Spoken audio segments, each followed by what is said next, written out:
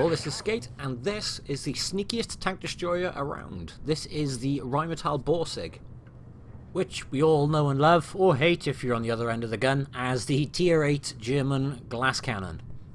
Now, I did start this guide a long time ago, but some of you may remember I disappeared from the channel for 3 months due to, well, pretty much not being home for 3 months. And where I got up to was the stir meal. The grill was already on the channel, so it's just the Tier 9 waffle to go. So, Borsig. This easily is my favourite Tier 8 German tank destroyer. It is ridiculously low profile, it has a monster gun, and the camo rating is through the roof on it. Now this is usually the part in my video where I'll load up Armour Inspector and we'll have a good look over the armour. Yeah, the answer in this is don't get shot, and if you are going to get shot, for the love of God, I hope it's not with HE. What we will do is do a quick comparative on the guns. We have a choice of two guns on this tank, the 128mm and the 150mm. The 128 is the stock gun, and some people prefer it. I personally do not. The 150 has so many more benefits over the 128. I mean, we can see here, the penetration on the 128 is 246, and fine. The 150 has much lower pen at 215. But if we just flick to the heat and the APCR with these, we've got 334 pen with the heat and 311 with the APCR on the 128. But the 150 provides one huge benefit in terms of HE. The HE on the 128 has 65 pen, 600 average damage, and the penetration is 85 on the 15cm and 960 alpha. And although the 150 has one less round per minute, or just under one less round per minute, you get a lot more DPM. That's more DPM on the HE and more DPM on the AP. The other reason people prefer the 128 is also because the aiming time is better, the gun dispersion is better, and the shell velocity is better. The aiming time, such a small difference, it doesn't bother me in the slightest. Shell velocity, well, it makes life easier shooting targets on the move, but just lead your targets a little bit more. The only thing really which is a major downside is the gun dispersion. You can see there's a 23% difference, which is quite a difference. But for all the upsides the 150 provides, that one downside I genuinely can live with. The other thing about the 150, with that HE, oh, you're going to be damaging a lot of modules. And you're going to have a lot of fun with ammo racks, especially on IS-3s. Now before we leave the tank compare on Blitzstars, I just want to show you one other figure which makes a big difference. And that figure would be the average spot rate. It's 0.57. Now, the reason I'm showing you that is because I get asked a lot. I've done like 5,000-6,000 damage in a Borsig and still not got a mastery. The best way of bumping your chances of getting the mastery in this tank is by spotting more, purely because the average spot is so low, and that will really bump up your XP. That is also the most dangerous way to play the Borsig because of its lack of armour, but I do have a replay to show you later on to demonstrate this. So, on to equipment. I would always recommend running the gun rammer. I also run the gun lane drive and the camo net. I did run the binos, but I switched that out for the gun lane drive because I found it much more beneficial, especially when halfway through a match I'd give up with the sniping and I'd just go in guns blazing, which is exactly how the Borsig should be played. You spend the first half preserving your health, getting as much damage as you can done, and then you go and mop up halfway through. But if you're not confident going in head first and obviously getting ruined because of the HE, then stick to your binos, that you may find it more beneficial. Now, if you are using the 150, ammunition wise, I probably run a little bit too much heat, but I run 12, 10, 8. And I don't lose credits either, so as long as you make sure the shots count, you won't lose credits using the heat. And obviously the HE you end up using a lot of, purely because, well, it cleans up enemies very quickly. Provisions wise, I run the chocolates for crew skills and the improved fuels. And for consumables, multi-purpose repair kit and adrenaline. As I mentioned at the start, the camo rating on this tank is fantastic, so why not make it better and prettier with some pretty camos. So, time for some replays. You've got two choices with this tank. You can either play it safe, sit at the back of the map playing long-range shots, or you can go in guns blazing. Problem with going in guns blazing, especially from the offset, is you are going to lose a lot of health, and especially if there's something with a high caliber gun and it's HE loaded. So I find the best approach for me is to do both. I stay on the flank, or I stay at long range for the first minute or so of the match, and then I will push in. Obviously you can't do this in every match, sadly though, as per this one. I'm hoping that we're going to see something this way. We don't, but they are going to start capping B. So we do have to do something, considering the majority of the team is out by A and over by C. And how that shot went straight in, I don't know. But the points have barely gone down, so it's obviously not the T-43 making up those points there, it was the IS-6. But, being as they've already captured now, when I do pull back out, I'm going to aim for the first thing that moves. Which just so happens to be the IS-6. So I contemplate loading heat, but I stick with my AP, aim for the track wheel, and do nothing but track damage. Ah, it drives me bonkers. You've got the clean side of a tank, and you do nothing but track damage. Go figure.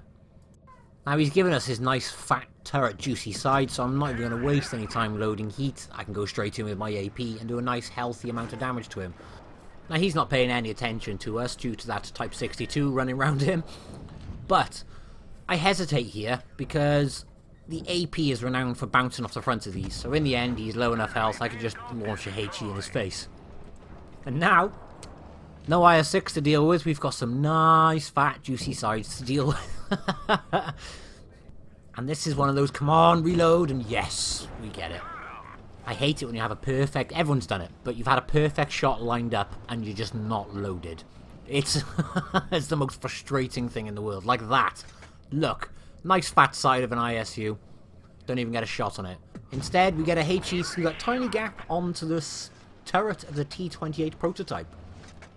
The reason I launched HE rather than AP was because, well, it's open top. There was a good chance of getting it through and doing some serious damage. Now I can see the turret face though, you'll see I've got my heat loaded.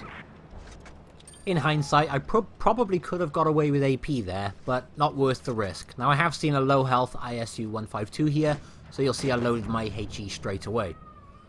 Don't even need to penetrate him to take care of him and help out the Type 62. So we have an IS-3 Defender left and a KV-4. Probably two of the most frustrating tanks at tier 8 because of their armor. So again, I am just going to load heat just in case. Don't want it to bounce, and that will go straight in obviously because I was spamming heat. And this is when everybody makes that mad dash for the last tank. Now this tank isn't, its acceleration isn't the greatest, but you'll notice once it does pick up speed, it gets a good healthy 36 kilometers per hour, which means we can get one shot in, carry on running away from his gun. And this always happens anytime anyone sees a Borsig. He's ignoring all the other enemies because he wants to get a shot into me, because he can do more damage just by loading his HE. It happens every time. Every time someone sees a Borsig, ooh, load your HE, get some good damage into him. So it didn't feel like an overly exciting game, but 4,300 damage, I was happy with that, and 21,000 net profits. Now, I did spam a fair amount of heat in that, or heat which was unnecessary, but I still made 21,000 credits. So as I mentioned at the start of the video, it's not bad on credits. And it was only a second class, 4,300 damage. It gives an example of what the, well, how high the mastery is on this actually. 4,300 damage gets you a second class in this. 4,300 damage at any range in the Super Persian probably gets you a mastery. Now, everybody gets excited when they're in a medium tank and they get mines as a map. Me personally, I get excited when I'm in a tank destroyer on mines. Especially if that tank destroyer has a great big whopping gun like this tank does. And you'll notice the very first thing I did was load the HE. For that exact reason. 900 plus damage to the side of an RU trying to run up the hill. And until such time that there are no longer targets right in front of me to take shots at, I am going to hang around here. Obviously everybody knows this is where tank destroyers like to hang out, but I think there is a limit. I think if people stay here far too long, then it's not worth it. But when you got a big old tiger coming around the corner, it's well worth it. The other thing is when we do run out of targets by here, there is always the guys on the hill who forget this is a tank destroyer spot and make their way across. The other thing is that T-44... Oh, no. The T-44 is going the other way, so he's not going to pop out and continue to do the same thing he was previously. Dracula by here, though. Is he going to pull back? Yes, he is. So we get one shot into him and finish him off as well. And it looks like the Tiger was about to do the same thing, but now he's pulling back the other way. So we're not going to get a shot off on him. And I think I'm out of targets by here. Now you'll note I've left my HE loaded and without the drop down out. And here's the reason why. Because there's so many low health targets on that hill. It was the most reliable shot. And now there is nothing left to shoot at. It's time to leave this spot. But as I leave that spot, we see a... Hang on, there's a Hellcat by here. I'm about to make that Hellcat regret his platooning decisions. And now the Hellcat's out, we are going to run around in circles with a T-44. I don't get this. If the T-44 came out, tried to circle me, he would have had a much better chance of survival. I tried to put a HE in his butt. I think I missed because I only did 400 damage. I might have hit his gun, maybe. But he is now a one-shot because somebody else managed to get a shot into him. I don't mind trading damage there because, well, I'm going to win this trade-off.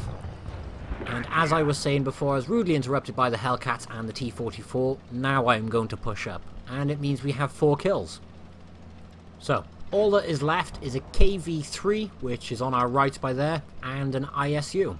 But, seeing as the other 2 tanks on our team aren't pushing this KV-3, I thought I'd best go help out. So I'm going to load a heat because, again, KV-3, lots of armor, very troll. We do get that one straight in because, well, we're gold noob spammers. And I've loaded a HE. Again, I love the reliability on this HE. You don't even have to aim it properly. You just point it in his general direction.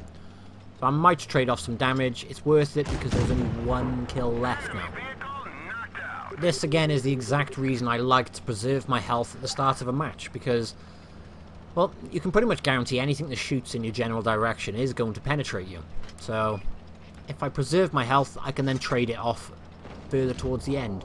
And our friendly IS was calling for help, and I am more than happy to oblige. And one shot, we take out the SU-152, which means 6 kills for us. And I only shot 1 heat in that game, and that 1 heat was towards the KV-3, which gives us a 5,100 damage and 28,000 credits, and that gave us a first class. So I'm sure you can see a bit of a trend in my video here. We had a second class and we did 4,000 plus damage. We've now got a first class and we did 5,000 plus damage. Can anybody guess what's going to happen next? Oh, I'm not going to spoil that surprise. So, this is our mastery replay, and already the T-44 on our team said, "I'm dead." So, no, I have no idea what he's trying to get at. He's either not very good, or he just assumes he's going to die straight away. The other thing you'll note is in the last 2 games, we were shooting at tier 7 and 8 tanks, or, in the unfortunate circumstance of the Hellcat, tier 6. But in this one we are the low tier, so we will be shooting at tier 9 and tier 8 tanks. Now my intention here is to go up and support our medium tanks, who are pushing around the ridge, obviously assuming that their medium tanks are going to do exactly the same, and then I can get some long range shots off on them. But he would have spotted somebody by now in theory, and he hasn't. And I get impatient very quickly, especially when I see they are capping A. So the fact nobody's been spotted here, the fact we can see them already capping A, means we are going to push up towards C. Slow down by here, have a quick check if anyone's there, and go for gold. Now we know there's no enemies by here because they would have been spotted. Yet if you look on the minimap, that T-44 at the very start that said "I'm dead," yes, he's camping. There's nobody to shoot at. And he's not moving. That is the definition of camping. So, basically I've captured C by myself, which means I get all the experience points from it. And any experience points we get at the top now means I get the XP for them. Now that we've captured a base, we might as well help the team. My logic at this point was, well, if we've got a T-44 sitting at the back, team's going to need all the help they can get. Quick, easy shot into the side of that lurver. pretty much means we finish him straight off. Now again, another example where I wish I was loaded. There is an E75 just reversed past the opening, but I wasn't loaded. Thankfully, he was very kind enough to come back. Which means he was also an easy kill for 480 odd damage. So we got 2 kills, the only 2 kills so far, and about 1,000 damage. That pretty much means that all 450 at the top is ours from the 2 kills and from obviously capturing C. There is a tiger with his butt to us. I'm going to take a shot through the wall, which means we get a nice... Actually, that was a low roll. I was going to say a nice butt shot, but when you get a butt shot, you kind of want it to be more than a crappy little low roll. But it does mean if we come around here, Object 704 has got a kill into him. I'm sitting here waiting for him to rock around the corner. It doesn't look like he's going to come around the corner. As I start moving, though, he does, which means I get a HE straight into his face. I gotta admit, I love launching HE at people's faces. Don't have to aim for a weak spot, just in their general direction will do the trick. So although there's nothing spotted as you come around the corner, we spot the Object 704 and take him out. And then there is a Panther 2 on fire. How much health does he get left? Ah, there we are. Just below my average damage. That will do the trick. Thank you very much. And then the T-44 gets spotted as he comes flying past us. Obviously, he is running away and... Oh, look! There's our friendly T-44. On his way to have a good fight with the AFK Tiger. I do try a shot on the move here. Doesn't work, but... Well... There's a Tiger 2 AFK by there, and the friendly T-44 is asking for help. I'm not going to be rude, I am going to oblige, say affirmative, and I'm going to put a nice HE shot into his butt. So I got 5 kills, there's 900 damage there. I'm desperate to get those 2 kills, I'm not going to lie to you. But the T-44 does finish him off. Now the T-44 appears to be running away from an AFK Tiger 2. Yeah, you have no words. Now... This is the shot. Through the rear hatch. For those who don't know, the rear hatch on the Tiger 2, the armor is thinner. So if you do manage to get an easy shot into there, make sure you use it. Obviously, that's the end of the game. 6 kills. Caught a base. And... yep. We had a mastery for that one. Which is basically all down to spotting, say, the T-44 and the Object 704. And the capping points. Also, the 6 kills go a long way, but 3,900 damage, bet it wasn't what you were expecting there, was it? Anyway, I hope you've enjoyed the video, thank you for watching, and I will catch you in the next one. Bye-bye.